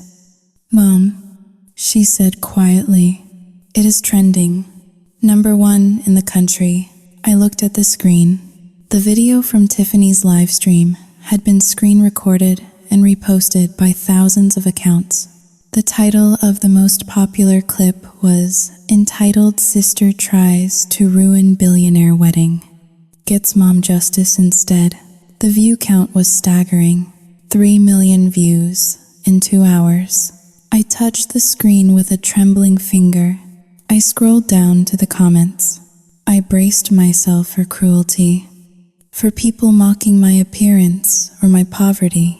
"That mom is a queen." One comment read, "The way she slapped him with the truth. Chills, the sister is trash." Another read, "Look at her trying to make it about her dress while the dad is being arrested. Narcissism is a disease. Wait, I know that guy." A third comment said, "That is Richard Miller from Westport. He manages my grandmother's pension." Oh my God. Is the money gone? The internet is a wild, uncontrollable beast. Tiffany had wanted fame. She had wanted to be an influencer. She had gotten her wish. But it was a monkey's paw kind of victory. She was famous now. She was the face of greed. She was a meme. Someone had already taken a screenshot of her screaming face as the security guards dragged her away and captioned it, "When the credit card declines." I pushed the iPad away. I felt a wave of nausea. "It is going to destroy them." I said, "They destroyed themselves." Maya replied, cutting her steak with precision, "We just turned the lights on." Later that evening, the fallout spilled from the internet into the real world. In the lounge area, a large television was tuned to a cable news network. The volume was low, but the banner at the bottom of the screen was screaming in bright red. "Breaking news. Connecticut investment fraud exposed." I walked toward the screen, drawn like a moth to a flame. The reporter was standing in front of a familiar brick building on Main Street in Westport. It was Richard's office, but it did not look like the office I knew. Yellow police tape crisscrossed the heavy oak doors. Agents in windbreakers with those 3 terrifying letters. FBI were carrying out boxes of files. The reporter's voice was breathless. "Authorities have raided the offices of Miller Wealth Management following a tip-off that alleges a massive Ponzi scheme involving over 50 local families." Richard Miller, seen here in a viral video, being arrested at a wedding in California, is accused of misappropriating millions of dollars to fund a lavish lifestyle and gambling debts. The screen cut to an interview with a woman standing on her front porch. My breath hitched. It was Mrs. Gable, the president of our homeowners association, the woman who had once fined us for having dandelions in the yard. We always knew something was off, Mrs. Gable said into the microphone, her face pinched with righteous indignation. He drove that leased Mercedes like he owned the town. And poor Sienna. We used to see her wearing the same winter coat for 5 years. We thought she was just eccentric. Now, we know. He was starving her to feed his ego. It is disgusting. If he tries to come back to this neighborhood, we will run him out. I stared at the screen. Mrs. Gable had never liked me. She had always looked down on me. But now, she was defending me. It was the ultimate vindication. And yet, It felt hollow. The town I had lived in for 20 years, the people I had feared judgment from, were now pitying me. My private shame was national news. Everyone knew about the foreclosure. Everyone knew about the gambling. I walked out onto the balcony to escape the noise. The ocean was black and vast below. The wind whipped my hair across my face. I thought about Tiffany. She was likely sitting in a holding cell in a county jail right now, wearing that ridiculous gold dress, stripped of her phone, stripped of her filters. She would have to face a judge tomorrow. There would be no bail money because Richard had no money. And Richard, the man who terrified me, the man whose footsteps in the hallway used to make my heart stop, he was done. His reputation, the only thing he truly loved, was incinerated. He would be known forever, not as a financial genius, but as the man who stole from the elderly and got taken down by his wife at a wedding. I took a deep breath of the salty air. I was free. The secret was out. There was nothing left to hide. But as I looked out at the dark horizon, I realized that freedom came with a price. I was a 52-year-old woman with no home, no husband, no money, and a face that was currently being shared on millions of screens across the world. The structure of my old life had collapsed. The rubble was everywhere. And while the world cheered for the woman who escaped the burning building, nobody tells you how cold it is when you are standing outside in the ashes, wondering where you are going to sleep when the applause stops. I turned back to the party. Maya was dancing with her husband. She looked happy. I would survive the fallout. I had survived Richard. I could survive the pity of Mrs. Gable and the comments section of YouTube. I smoothed my silver dress and walked back inside. The worst was over. Now, I just had to figure out who Sienna Miller was when she was not being a victim. The morning after the wedding did not bring peace. It brought a silence so profound it felt heavy, pressing against my eardrums like deep water. I woke up in the guest suite of the resort, nestled in sheets that cost more than my monthly grocery budget used to be.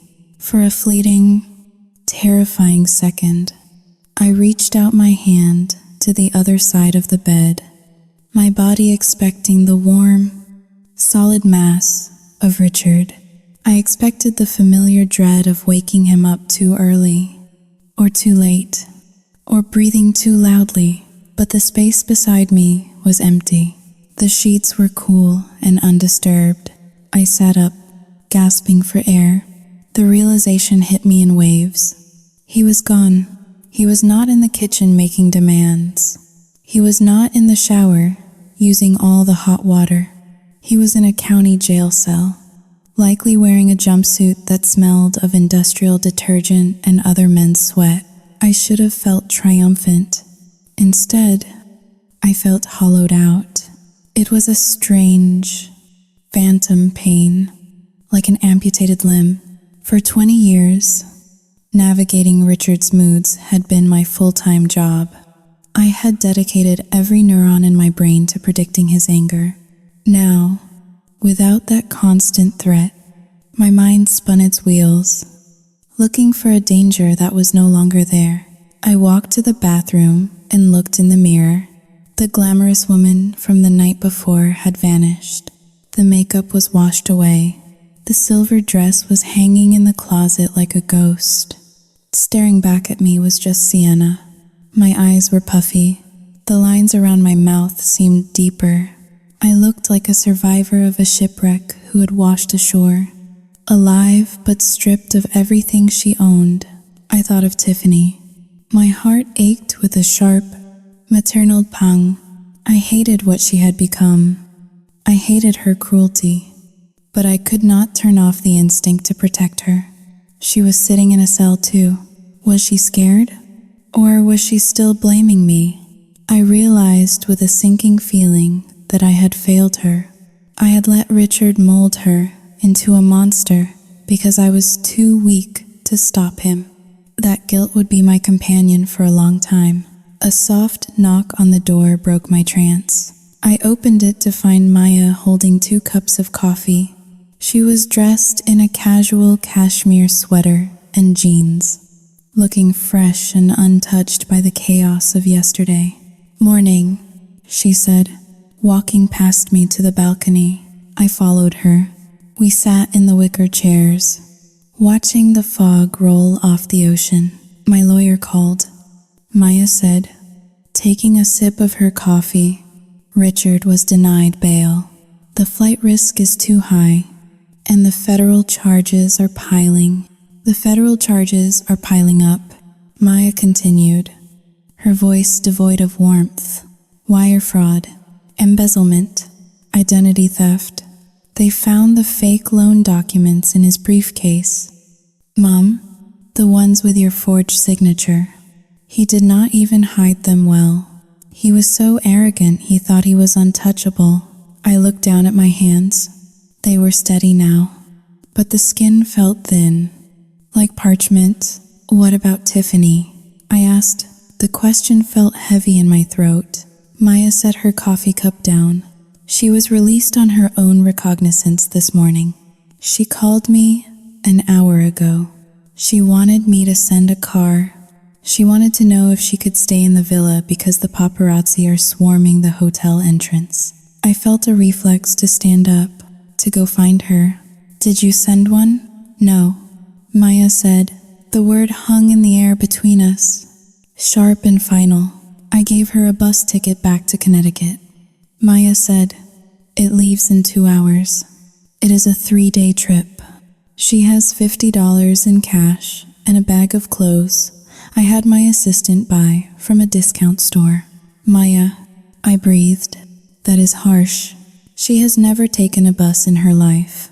"It is necessary," Maya countered, her eyes flashing with a hardness that reminded me of the business tycoon she had become. "Tiffany is 21 years old. She is an adult who committed a crime yesterday. She destroyed property. She assaulted you. If I cushion her fall now, she will never learn. She needs to hit the bottom. Mom, just like you had to hit your bottom to finally leave him." I flinched. The truth stung, but it was a clean pain, like alcohol on a wound. I stared out at the ocean. I felt a profound sense of failure. I had protected Tiffany from the world, but I had failed to protect her from her father's influence.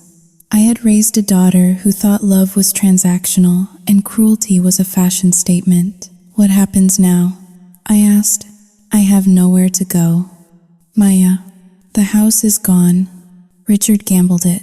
The bank foreclosure was scheduled for next week." Maya reached into her leather tote bag and pulled out a heavy manila envelope.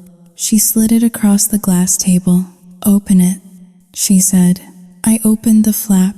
Inside were legal documents, a deed. The foreclosure did not happen next week. "Mom," Maya explained gently. "The bank accelerated it when the federal investigation started. They seized the property yesterday morning." My heart sank. "So it is gone. Keep reading," Maya said. I looked at the second page.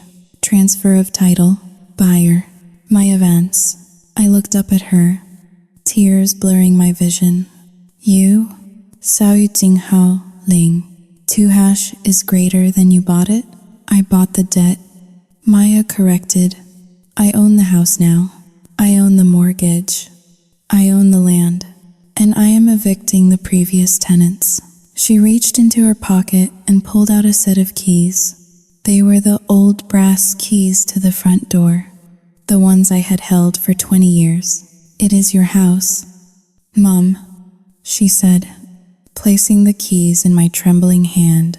"Not Richard's, yours. You can go back there. You can paint the walls. You can burn those horrible curtains he loved. You can fill it with things that make you happy, or you can sell it and burn it to the ground. It is your choice." I gripped the keys, the metal bit into my palm. For 20 years, that house had been a prison. I had walked on eggshells in the hallway. I had cried in the pantry. I had hidden in the bathroom. But as I held the keys, I realized something. The house was not the prison. Richard was the warden, and the warden was gone. "Thank you," I whispered. "Do not thank me," Maya said, standing up and smoothing her jeans. "You are the one who had to walk out the door. I just made sure the door was still there when you decided to come back." She walked to the railing and looked out at the Pacific. "You know, Mom," she said softly, her back to me, "when I left 10 years ago, I hated you. I hated you more than him because I expected more from you." "I know," I said, the guilt twisting in my stomach. "But yesterday," Maya turned around, her eyes shining with unshed tears. "When I saw you slap him, Xiao Yu, Jing Hao, Ling, 2# is greater than when I saw you stand up in front of all those people and refuse to be his victim anymore. Xiao Yu, Jing Hao, Ling, 2# is greater than I realized something. You were not weak. You were just waiting for the right moment to be strong." She walked back and kissed my forehead. "Take some time, Mom. Recover, but do not take too long. We have a lot of years to make up for." She left me alone on the balcony.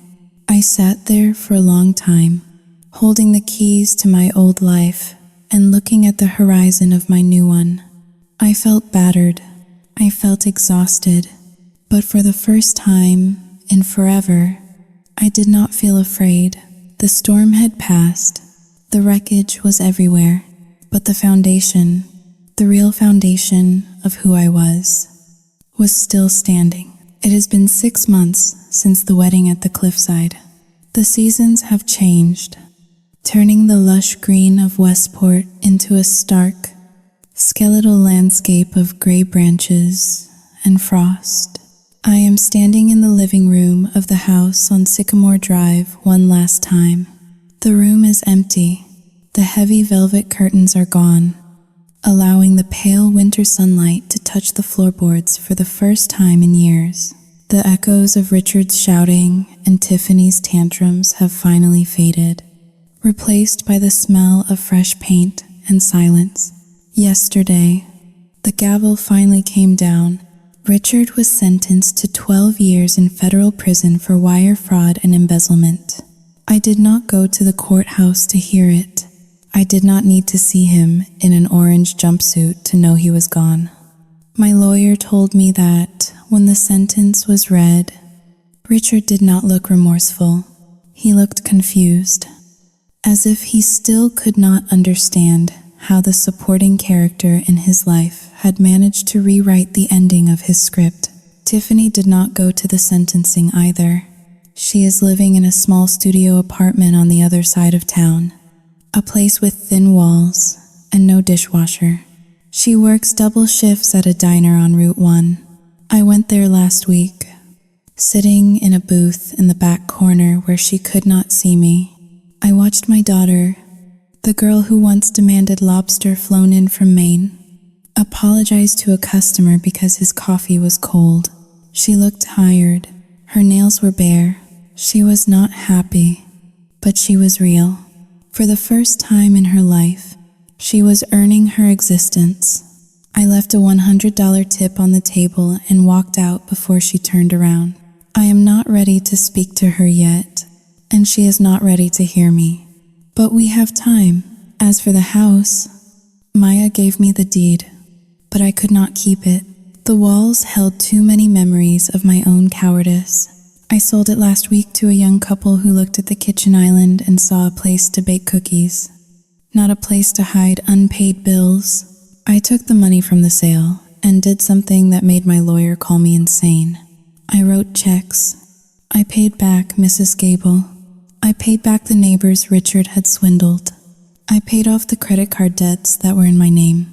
I kept enough to buy a small cottage near the beach in Rhode Island and a used Toyota with low mileage.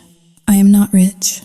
I am not living in a mansion like Maya, but for the first time in 30 years, I owe nothing to anyone.